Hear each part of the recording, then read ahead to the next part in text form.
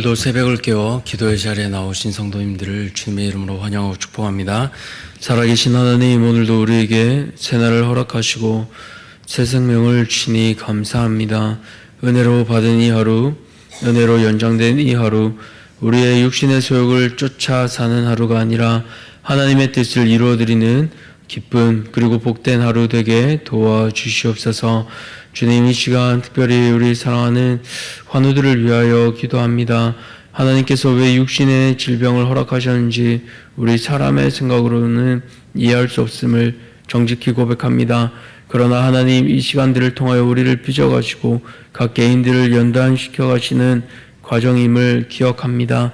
하나님, 우리 각 사람에게 질병을 주심을 기억하며 또 그 환우들을 위하여 우리가 영적 가족임을 기억하며 함께 기도하게 도와주시옵소서. 그리하여 우리 모든 환우들이 회복되게 도와주시고 이 자리에 나와 함께 예배드리는 그 놀라운 역사가 일어나도록 하나님 함께하여 주시옵소서. 주님, 우리 사랑하는 다음 세대를 기억하여 주시기 간절히 원합니다. 이제는 선교지와 같아진 것이 우리 아이들이 다니고 있는 학교의 현실입니다. 하나님, 그곳에서도 사랑하는 우리 자녀들이 믿음의 군사되게 하여 주시고 이 한 사람 한 사람을 통하여 하나님 그곳이 변화되게 도와주시옵소서. 그래야 이제는 우리 자녀들이 믿음으로 자라나 우리 사랑하는 우리 다음 세대들이 우리 교회의 든든한 기둥이 되게 하여 주셔서 하나님, 이전보다 우리 교회를 더욱 잘 섬기며 세상을 승리하며 나가는 믿음의 다음 세대 되게 도와주시옵소서. 하나님, 특별히 또 세우신 지도자들을 기억하여 주시기 간절히 원합니다. 우리 교회 가운데 세우신 영적 지도자들을 기억하여 주시고 하나님, 지도자들을 늘 사단을 넘어뜨리고 쓰러뜨리려 합니다. 우리 지도자들에게 하나님 영육 간의 강건함을 주시고 하나님 맡겨주신 사명을 하나님 더욱 잘 감당할 수 있도록 은혜 베풀어 주시옵소서. 하나님, 또 이 시간 천사찬양대가 하나님 앞에 찬양을 올려드립니다. 날마다 귀한 찬양을 드리는 우리 천사찬양대를 기억하여 주시고 하나님, 이들의 삶이 하나님 앞에 올려드리는 귀한 찬양 될 수 있도록 은혜 베풀어 주시옵소서.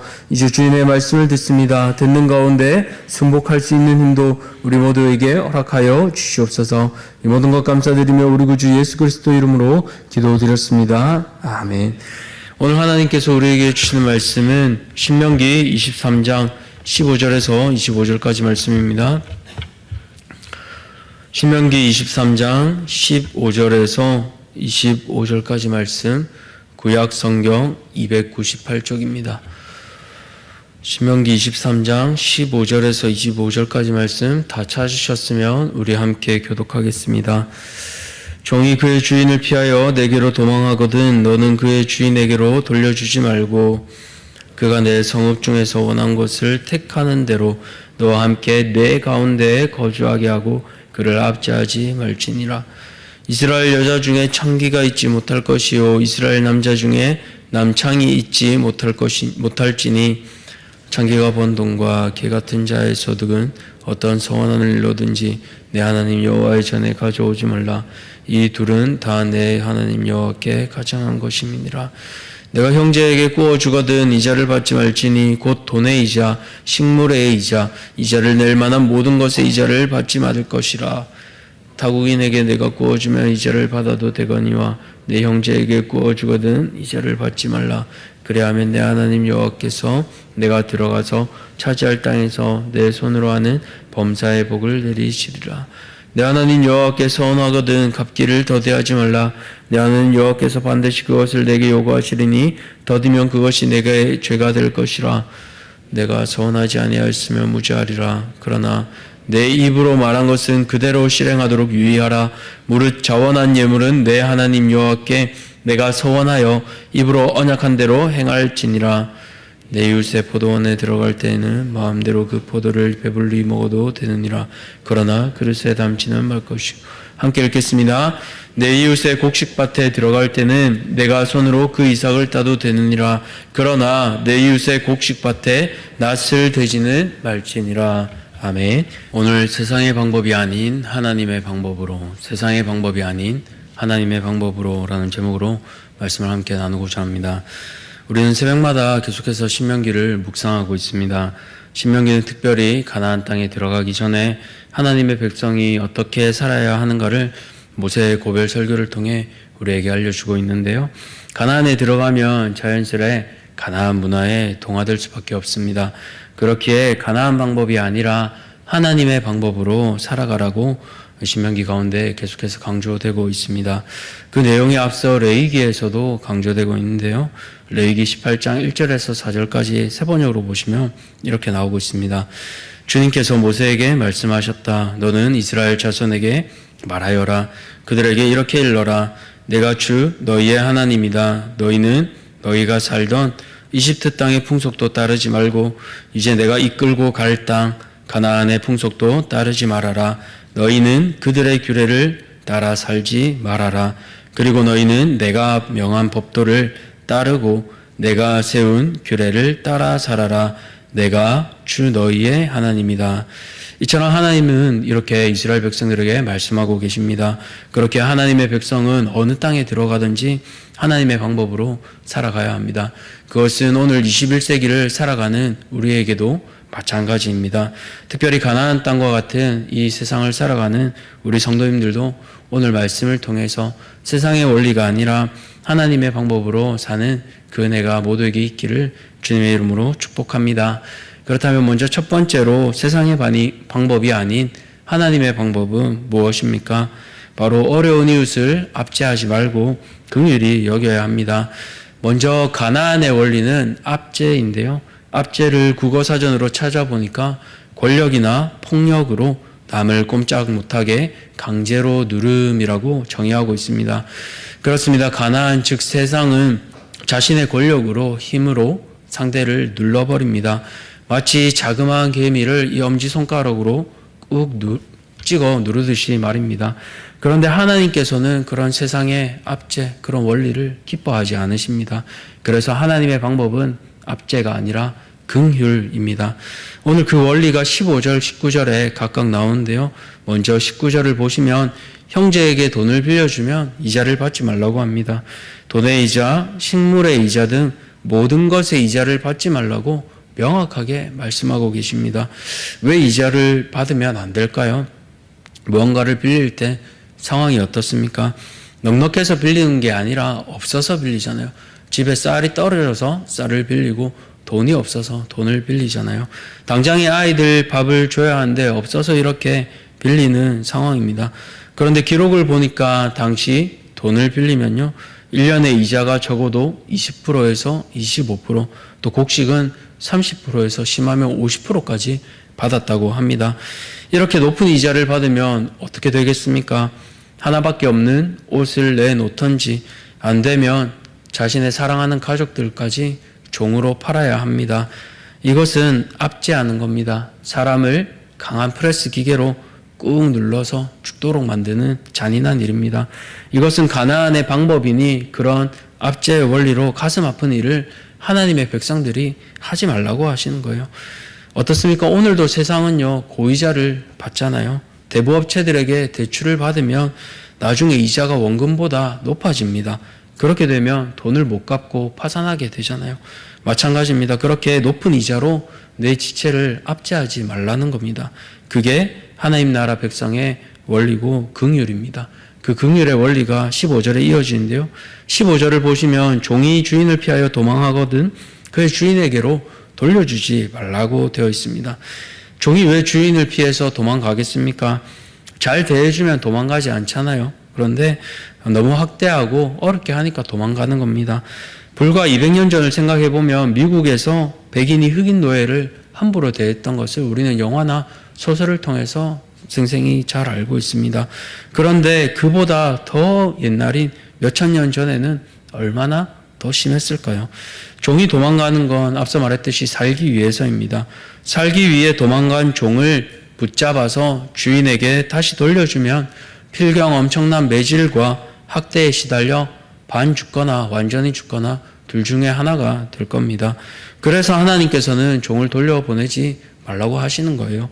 16절을 보시면 오히려 그 종이 원하는 곳에서 너와 함께 어떻게 하라고 하십니까? 내 가운데 거주하게 하고, 내 가운데 거주하게 하라는 걸 원어로 보니까요, 장소적으로 가운데라는 뜻도 있지만 마음의 중심으로도 볼 수가 있습니다. 그러니까 그냥 몸만 하지 말고 마음까지 함께 신경 써주라는 겁니다. 우리 마음 가운데 있으면 어떻게 해야 하겠습니까? 압제할 수 없겠지요. 압제의 히브리어 뜻을 살펴보니까 포악하게 다루다라는 뜻도 있습니다. 그러니까 주인 피해서 온 종에게 똑같이 그 가난한 주인과 같이 포악하게 굴지 말라는 겁니다. 오히려 우리 마음 중심에 두며 동일하게 하나님의 마음으로, 긍휼의 마음으로 따뜻하게 대해주라는 겁니다. 이것은 그 당시 다른 국가들과는 너무 다른 정서인데요. 당시 함무라비 법전을 보시면 도망쳐온 노예를 보호하는 것을 금지했습니다. 그래서 도망친 노예가 붙잡히면 사형에 처하는 것은 물론이고 그 노예가 도망치는 걸 돕거나 그에게 도피처를 제공해주면 그 사람까지도 사형에 처하라고 했습니다. 뿐만 아니라 이렇게 서로 동맹을 맺은 국가들은 상대방 국가에서 도망한 노예를 반환하는 의무도 서로 가지고 있었다고 합니다. 이것이 세상의 원리지만 이스라엘은 이런 조항을 가지고 다른 나라와 동맹을 맺을 수 없습니다. 왜냐하면 우리가 살펴본 것처럼 하나님의 말씀이 이 원리를 금지하고 있기 때문입니다.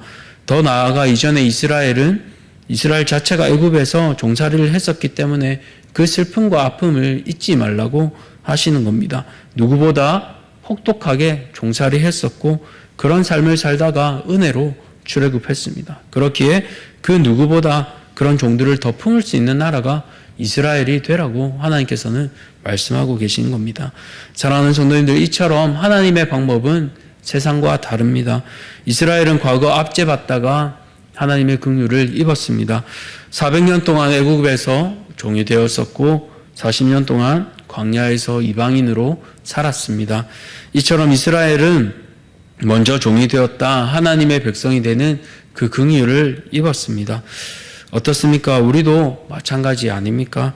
우리도 이전에는 죄의 종노릇하는 자들이었습니다. 그러나 그런 우리가 먼저 용납받았고 은혜를 받았습니다. 그리고 이제는 자녀된 은혜를 누리고 있습니다. 하나님께서는 이 은혜를 혼자 누리지 말고 긍휼을 베풀라 하십니다. 오늘 우리가 이 압제의 원리가 아니라 긍휼을 베풀어야 할 대상은 누구일까요? 조금 구체적으로 적용해 보면 우리 가운데 탈북민들 또 외국인 노동자들이 있습니다. 우리는 이분들을 어떻게 대하고 있습니까? 탈북민 중에 적응하지 못해서 다시 월북한다라는 그런 분들이 있다는 얘기를 들을 때 참 마음이 많이 아픕니다.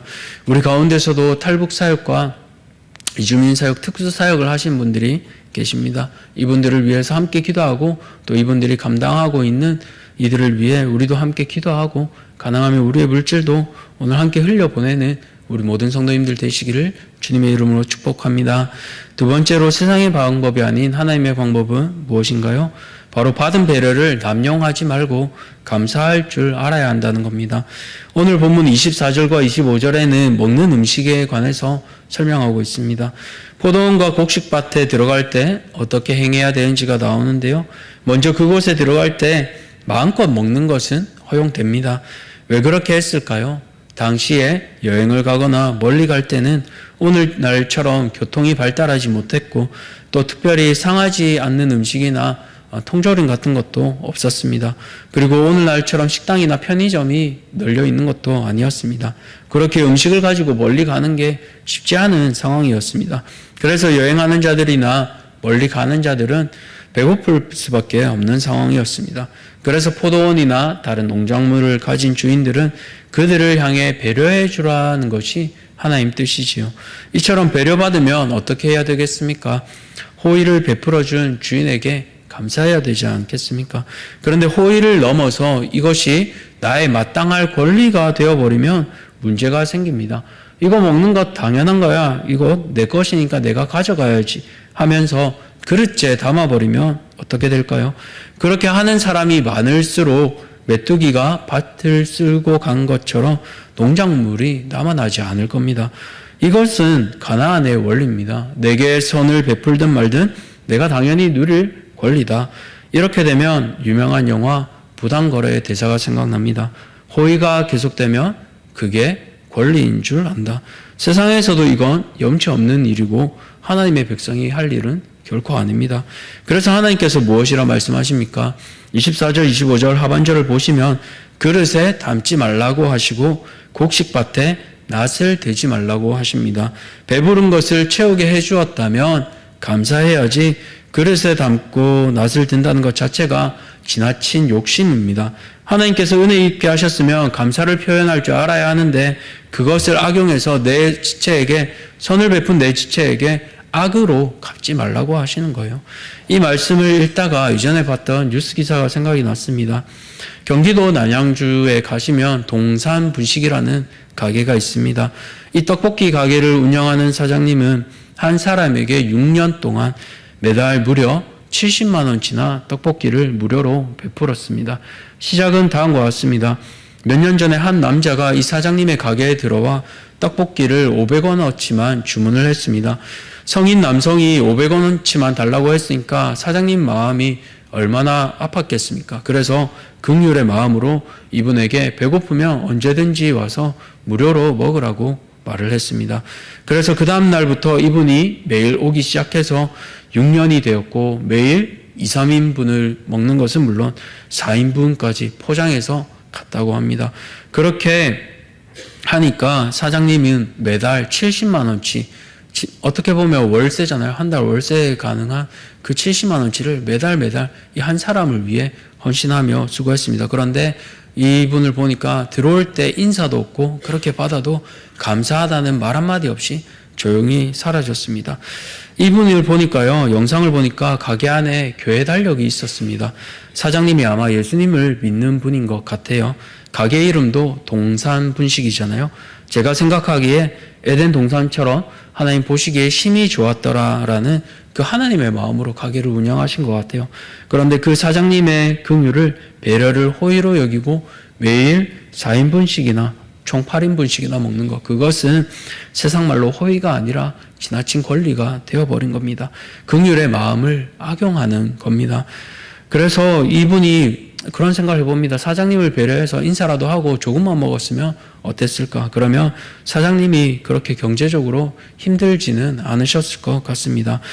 사랑하는 성도님들, 오늘 우리는 어떻습니까? 내게 허락하신 만큼의 포도와 농작물을 누리고 있습니까? 아니면 내게 허락하신 것 이상으로 내게 호의를 베푼 그 지체를 곤란하게 만들고 있지는 않습니까? 하나님께서는 우리 모두에게 은혜로 더해 주셨습니다. 그런데 그 은혜를 넘어서 오용하게 된다면 그것은 지체에게도 피해를 주고 아픔을 주는 일입니다. 은혜 받은 사람이 그렇게 살아서는 안 되겠지요. 바라기는 오늘 내게 주신 분량만큼 은혜로 받으며 또 그것을 공급하는 지체에게 감사를 표현할 줄 아는 우리 모든 성도님들 되시기를 주님의 이름으로 축복합니다. 말씀을 맺겠습니다. 하나님의 사람들은 가나안의 원리가 아니라 하나님의 방법을 따르며 살아야 합니다. 첫 번째로 어려운 이웃을 압제하지 말고 긍휼히 대해야 합니다. 두 번째로는 내가 받은 배려 받았다면 오용하지 말고 악용하지 말고 지체에게 또 감사함을 표현해야 하겠습니다. 왜냐하면 먼저 우리가 죄에서 압제당한 대신 긍휼을 입었고 주님이 날마다 은혜를 베푸시지만 우리는 그 은혜를 오용하는 연약한 사람이기 때문입니다. 그렇게 그 은혜를 생각하며 오늘 내 삶 가운데 마주하시는 모든 지체를 긍휼히 대할 수 있는 성도님들 되시기 바랍니다. 또 혹여나 내가 받은 은혜가 있다면 오용하지 말고 감사로 표현할 수 있는 우리 모든 대항의 가족들 되시기를 주님의 이름으로 축복합니다. 기도하겠습니다. 살아계신 하나님 감사합니다. 가나안의 방법이 아닌 하나님의 방법을 보며 세상에서 어떻게 살아가야 할지 우리가 말씀을 통해 나누었습니다.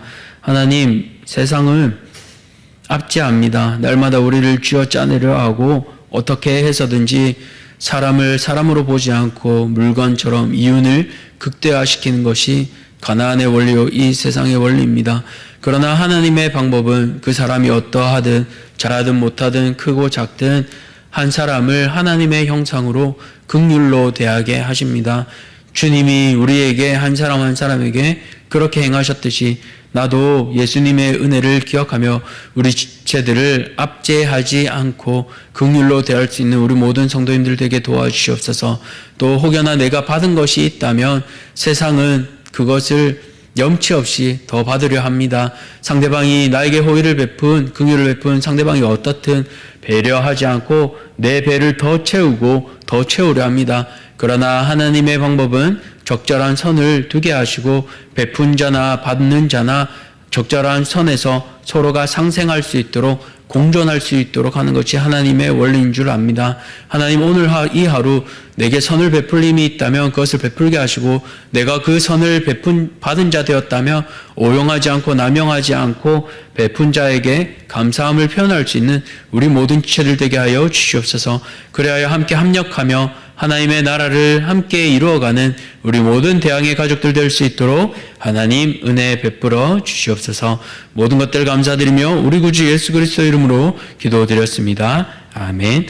하늘에 계신 우리 아버지여, 이름이 거룩히 여김을 받으시오며 나라가 임하시오며 뜻이 하늘에서 이루어진 것 같이 땅에서도 이루어지이다. 오늘 우리에게 일용할 양식을 주셨고 우리가 우리에게 죄 지은 자를 사하여 준 것 같이 우리 죄를 사하여 주셨고 우리를 시험에 들게 하지 마시옵고 다만 악에서 구하시옵소서.